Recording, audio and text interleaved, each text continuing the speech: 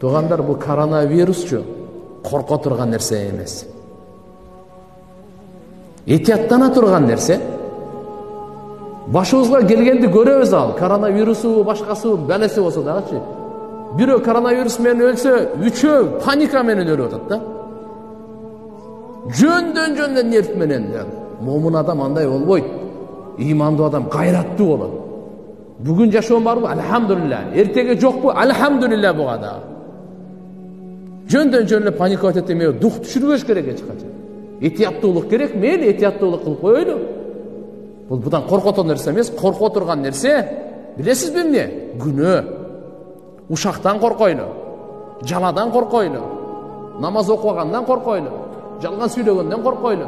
Бирөөнүн жанына кол салгандан коркойлу. Арам жегенден коркойлу. Зордуктагандан коркойлу. Арак ичкен